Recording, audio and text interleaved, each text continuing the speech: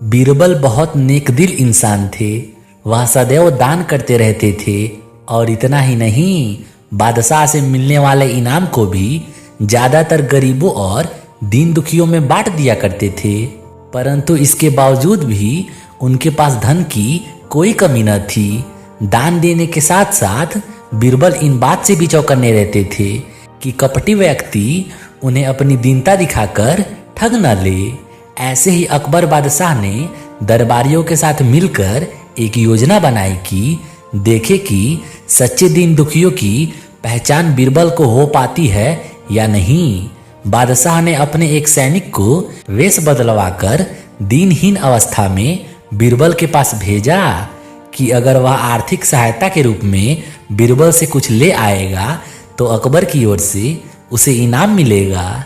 एक दिन जब बीरबल पूजा पाठ करके मंदिर से आ रहे थे तो भेष बदलते हुए सैनिक ने बीरबल के सामने आकर कहा, हुजूर दीवान, मैं और मेरे 8 छोटे बच्चे हैं जो 8 दिनों से भूखे हैं।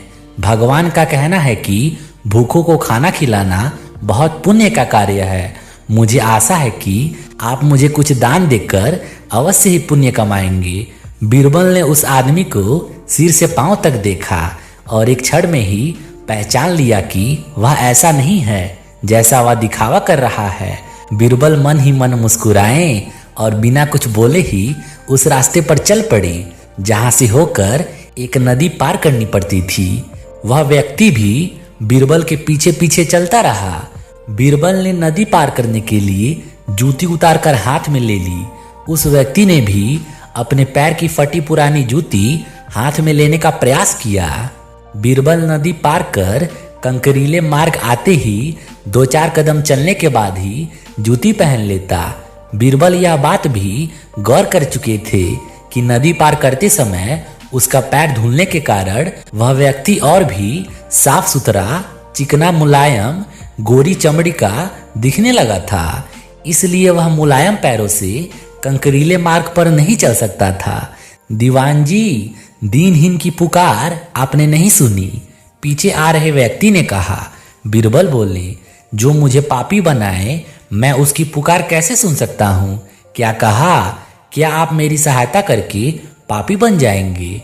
हाँ, वह इसलिए कि शास्त्रों में लिखा है कि बच्चे का जन्म होने से पहले ही भगवान उसके भोजन का प्रबंध करते हुए उसकी माँ के स्तनों में दूध दे देता है। उसके लिए भोजन की व्यवस्था भी कर देता है। यह भी कहा जाता है कि भगवान इंसान को भूखा उठाता है पर भूखा सुलाता नहीं है। इन सब बातों के बाद भी तुम अपने आप को 8 दिन से भूखा कह रहे हो। इन सब स्थितियों को देखते हुए यही समझना चाहिए कि भगवान तुमसे रुष्ट हैं और वह तुम्हें और तुम्हारे परिवार को भूखा रखना चाहते हैं। लेकिन मैं उनका सेवक हूँ। अगर मैं तुम्हारा पेट भर दूँ तो ईश्वर मुझ पर रुष्ट होगा ही। मैं ईश्वर के विरुद्ध नहीं जा सकता।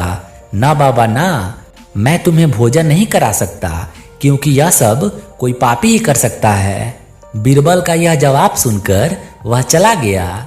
उसने इस बात की बीरबल और दरबारियों को सूचना दी। बादशाह अब यह समझ गए कि बीरबल ने उनकी चालाकी पकड़ ली है।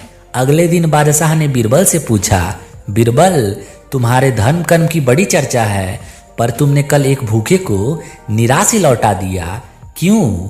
आलम पनाह, मैंने किसी भूखे को नहीं बल्कि एक ढोंगी को लौटा दिया था और मैं यह बात भी जान गया हूँ कि वह ढोंगी आपके कहने पर मुझे बेवकूफ़ बनाने आया था। अकबर ने कहा, बीरबल, तुमने कैसे जाना कि यह वाकई भूखा ना होकर ढोंगी है? उसके पैरों और पैरों की चप्पल देखकर यह सच है कि उसने अच्छा वेश बनाया था मगर उसके पैरों की चप्पल कीमती थी। बीरबल ने आगे कहा, माना कि चप्पल उसे भीख में मिल सकती थी पर उसके कोमल मुलायम पैर तो भीख में नहीं मिले थे, इसलिए कंकड़ की गड़न सहन ना कर सके। इतना कहकर बीरबल ने बताया कि किस प्रकार उसने उस मनुष्य की परीक्षा लेकर जान लिया कि उसे नंगे पैर चलने की भी आदत नहीं। वह दरिद्र नहीं बल्कि किसी अच्छे कुल का खाता कमाता पुरुष है। बादशाह बोले, क्यों ना हो, वह मेरा खास सैनिक है।